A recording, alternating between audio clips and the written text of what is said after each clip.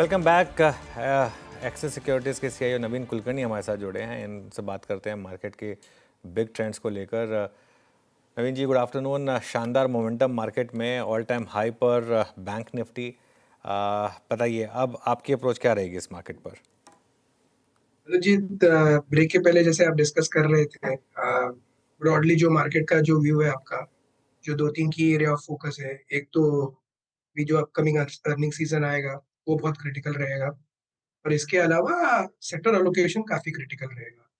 Stock specific of course चीजें तो यहाँ पे बनती रहेंगी, लेकिन ये जो लेवल्स है यहाँ पे सही सेक्टर एलोकेशन ना हो तो चैलेंजेस आ सकते हैं। जहाँ पे मार्केट का मूवमेंट काफी ज्यादा तेज है, सेक्टर रोटेशन काफी ज्यादा फास्ट है। तो अर्निंग सीजन के बारे में जब बात करें तो बेस जो है लास्ट ईयर का वो थोड़ा सा नरम है, लेकिन अभी तक जो फीलर्स है वो बहुत ग्रेट नहीं है। वो अर्निंग सीजन के लिए काफी फोकस करना पड़ेगा। जो की सेक्टर्स है वो सेक्टर्स ऑफ कोर्स, बीएफएसआई जो सेक्टर है वो सबसे बड़ा सेक्टर है, उसका अर्निंग सीजन एंड अपडेट्स बहुत क्रिटिकली लोग देखेंगे। इसके अलावा आईटी सेक्टर काफी क्रिटिकल रहेगा, क्योंकि आईटी सेक्टर का आउटलुक बहुत ग्रेट नहीं है। लेकिन अगर ये क्वार्टर में अपग्रेड्स आने की संभावना है तो वो एक कॉन्ट्राबैट हो सकता है। इसके अलावा जो बाकी सेक्टर्स है जिसमें जैसे कैपिटल गुड्स है, अगर वहां पे मोमेंटम इंप्रूव होता है क्वार्टर फोर के कंपैरिजन में, तो वो एक काफी बड़ा पॉजिटिव हो सकता है। तो ओवरऑल मुझे जितना समझ में आ रहा है, मार्केट ट्रेंड्स और सेक्टर आउटलुक बहुत क्रिटिकल रहेगा। अर्निंग सीजन बहुत ही ज्यादा इंपॉर्टेंट है, क्योंकि वैल्यूएशन वाइज अभी कंफर्ट कम हो गया है मार्केट में। जो ओवरसोल्ड जोन था मार्केट का वो पूरी तरह से निकल चुका है। ओके। नवीन जी, गुड आफ्टरनून। श्रेया बात कर रही हूँ। आपने कहा सेक्टर एलोकेशन बहुत इंपॉर्टेंट होगा मार्केट में, सेक्टोरल शिफ्ट भी देख रहे हैं हम। और आज का सेक्टर ऑफ द डे अगर बात करें तो मेटल सेक्टर है। जिस तरीके से इस इंडेक्स ने शानदार तेज़ी दिखाई और पूरे शो में हमने आपके सामने रखी ये बातें। मेटल सेक्टर पर आपकी राय क्या होगी कि आपने एक्सपोजर बढ़ाया है यहाँ पे? आपका टेक? जहां तक मेटल सेक्टर का सवाल है, हमारा एक्सपोजर मेटल सेक्टर में बहुत कम है। और यहाँ पे अभी एक्सपोजर हम नहीं बढ़ा रहे थे, क्योंकि जो ग्लोबल चैलेंजेस थे उसके कारण मेटल सेक्टर में काफी ज्यादा चैलेंजेस आ रहे थे। तो अभी भी मेटल सेक्टर में हमारा अलोकेशन काफी कम है। यहाँ से आगे जाके अगर कोर फंडामेंटल्स इंप्रूव होते हैं तो शायद बन सकता है।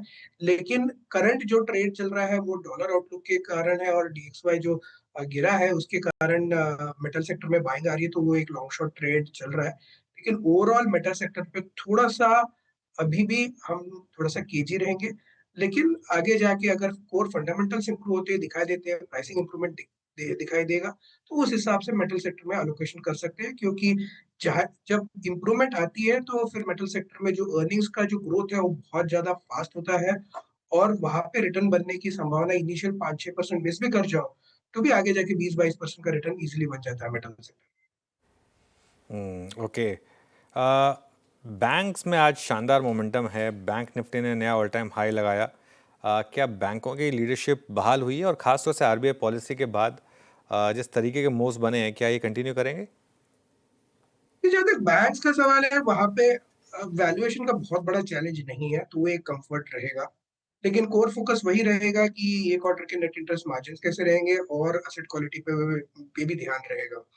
जो लार्ज प्राइवेट बैंक है वहां पे ऑफ कोर्स लोगों को कंफर्ट है, तो उस हिसाब से मुझे लगता है कि एलोकेशन वहां पे बढ़ सकता है। जैसे एचडीएफसी हो गया, वहां पे एलोकेशन अभी भी बढ़ सकता है, क्योंकि स्टॉक का ओवरऑल लॉन्ग टर्म चार्ट देखेंगे तो उस हिसाब से लास्ट 3-4 साल का परफॉर्मेंस बहुत ग्रेट नहीं रहा है।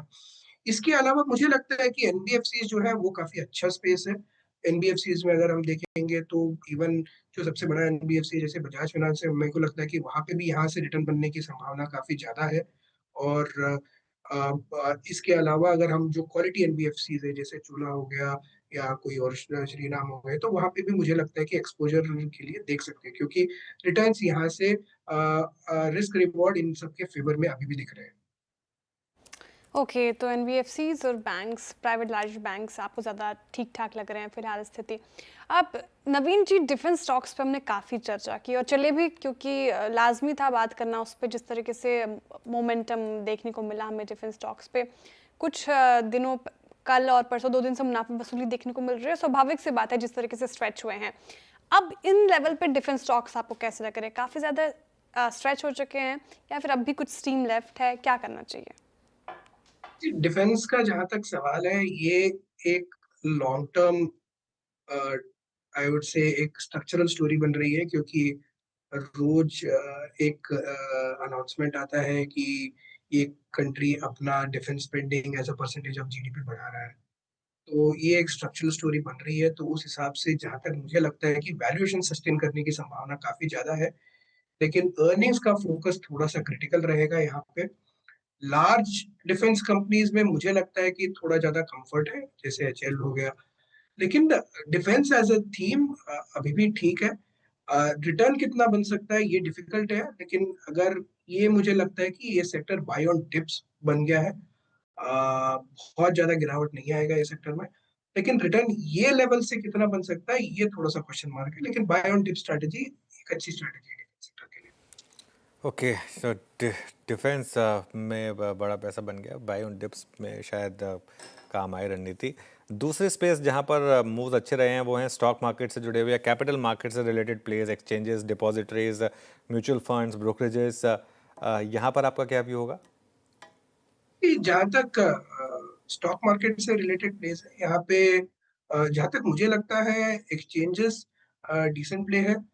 ब्रोकरेजेस पे थोड़ा मैं कम फोकस रखूंगा, क्योंकि मुझे लगता है कि वहाँ पे अर्निंग्स प्रेशर रह सकता है।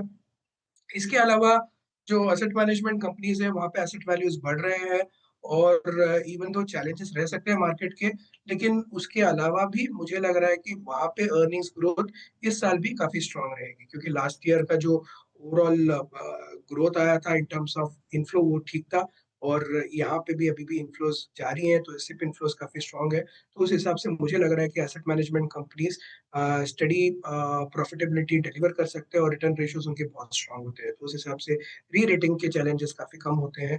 तो उस हिसाब से मुझे लग रहा है कि एसेट मैनेजमेंट कंपनीज और एक्सचेंजेस मुझे लग रहा है कि डिसेंट है। हुँ, ठीक है। वैसे नवीन जी, आप देखिए एक और स्पेस आज फ़ोकस में है। सीमेंट स्पेस की बात कर रही हूँ। Dalmia, Shree cement, UltraTech cement सभी डिहाई के आसपास कारोबार करते हुए नज़र आ रहे हैं और रिजल्ट्स की बात करें तो क्वार्टर 4 के रिजल्ट भी ठीक थे। आपने अर्निंग सीज़न का भी ज़िक्र किया। यहाँ पे इस ये स्पेस में कोई स्टॉक पसंद है आपको? ये पूरा स्पेस आपके लिए कैसा लग रहा है आपको? ये बताएँ। ये जहाँ तक सीमेंट स्पेस का सवाल है, वहाँ पे हमारा एक्सपोजर अच्छा है, और रीसेंट राउंड्स में हमने थोड़ा एक्सपोजर बढ़ाया भी है। रीजन बहुत सिंपल है, यहाँ पे जो प्राइस हाइक्स है वो प्राइस हाइक्स काफी आए हैं लास्ट 3-4 महीने में। साउथ में थोड़े से ज्यादा आए हैं, ईस्ट में भी थोड़े से आए, नॉर्थ में थोड़े से कम है, लेकिन वो ओवरऑल पिक्चर जो है वो प्राइस का अच्छा रहा है। अभी तो ऑफ कोर्स जो बारिश का सीजन होता है वो थोड़ा सा लल सीजन होता है सीमेंट सेक्टर के लिए, लेकिन इसके बाद जो सेकंड हाफ में जो अर्निंग्स जो सीमेंट सेक्टर के मुझे लग रहा है कि काफी ज्यादा स्ट्रांग रहेंगे। ओवरऑल जो केपेक्स थीम है वो भी काफी ठीक है, गवर्नमेंट केपेक्स भी बढ़ रहा है। तो ऑल ज्यादातर जो मैक्रो फैक्टर्स है और जो माइक्रो फैक्टर्स है, दोनों सीमेंट सेक्टर के लिए काफी स्ट्रांग है, और ये सेक्टर में मुझे लग रहा है कि यहाँ से मतलब डबल डिजिट रिटर्न अभी भी बनने की संभावना काफी ज्यादा है। ओके, चलिए, तो ये इस समय कुछ सेक्टर्स पर हुए। एक बार जरा मार्केट निफ्टी लेकर आइए जरा एक बार, क्योंकि इंटरडे में हम 25,550 क्रॉस कर रहे हैं, लेकिन अगर आप अब एडजस्टेड क्लोज, जो लाइकली एडजस्टेड क्लोज है वो अब वीवैप बेस्ड होगा, वो देखेंगे तो करीब करीब 25,554 पर ही है। तो देखते हैं इसमें थोड़ा सा अगले आधे घंटे में क्या मूव रहेगा, लेकिन बैंक निफ्टी भी 57,200। ध्यान रहिए, ये बैंक निफ्टी का ऑल टाइम हाई क्लोज होगा। निफ्टी के लिए अक्टूबर के बाद का हाईएस्ट क्लोज होगा, जो हमने कल भी दिखाया था वैसे भी। और अब अक्टूबर के बाद अगर आप प्रीवियस हाईस पे जाएंगे, वो सितंबर का था जो ऑल टाइम हाई क्लोज होंगे, तो 26,200 के करीब का वो लेवल था। आज 25,540 पर हैं हम। मेरे ख्याल से 5-6 ही क्लोजिंग लाइफ टाइम में इससे बेटर रही होंगी, जो इस क्लोज से बेटर रही हो। नवीन जी, कोई नई थीम जो आपने आइडेंटिफाई की हो, जिस पर आपने पैसा लगाया हो रिसेंटली? अभी नए थीम तो काफी कम है मार्केट में, लेकिन जो रीसेंट जो एलोकेशन, जैसे मैंने आपको थोड़ी देर पहले बताया था, एक एनबीएफसी स्पेस था, वहां पे हमने एलोकेशन बढ़ाया हुआ है। सीमेंट सेक्टर है, वहां पे हमने एलोकेशन बढ़ाया हुआ है। सेलेक्ट थोड़े कैपिटल गुड्स में हमने थोड़ा बहुत एक्सपोजर बढ़ाया हुआ है, बट ब्रॉडली स्पीकिंग यही तीन थीम्स में हमारा एलोकेशन इंक्रीज हुआ है। बाकी जैसे जो थीम्स है जैसे कंज्यूमर है, वहाँ पे हमारा एक्सपोजर थोड़ा सा कमी हुआ है, वहाँ पे एक्सपोजर हमने बढ़ाया नहीं है। ओके, तो फिलहाल ये कुछ थीम्स नवीन जी को पसंद आ रहे हैं। एक और आखिरी सवाल होगा नवीन जी मेरी तरफ से आपके लिए। कमोडिटी को लेकर आपका क्या रुझान है? सोना का 1 लाख के पार जाना प्रति 10 ग्राम, फिर नीचे आना, इस बीच आपने कैसे प्ले किया है यहाँ पर? आपकी राय? जहाँ तक गोल्ड का सवाल है, गोल्ड तो एक रिस्क अवर्जन का प्ले है, तो उस हिसाब से जब भी चैलेंजेस ग्लोबल एनवायरनमेंट में बढ़ते हैं तो लोग गोल्ड की तरफ बढ़ते हैं। लेकिन गोल्ड का एडवांटेज ये भी रहा है कि एक ग्लोबली काफी ज्यादा इंस्टीट्यूशंस हैं जो gold as an asset class में इन्वेस्ट कर रहे हैं, तो वो एक स्ट्रक्चरल थीम है। तो गोल्ड मुझे बहुत ज्यादा गिरता हुआ नहीं दिखाई देता है, लेकिन यहाँ से रिटर्न बनने की संभावना थोड़ी सी कम लगती है मुझे। तो उस हिसाब से जहाँ तक मेरे को लग रहा है कि इक्विटीज एज एसेट क्लास, मुझे लग रहा है कि is a better asset class than gold at these levels. Okay, equity आपको बेटर एसेट क्लास लग रहा है इन कंपैरिजन टू गोल्ड। बहुत शुक्रिया नवीन जी आज हमारे साथ जुड़ने के लिए, तमाम सवालों के जवाब देने के लिए बहुत शुक्रिया आपके समय के लिए। चलिए अब क्लोजिंग की तरफ बढ़ते हैं और शानदार क्लोजिंग की ओर। निफ्टी 25,565 का इसका अभी तक का हाई 25,550 के लेवल पर अभी कारोबार कर रहा है।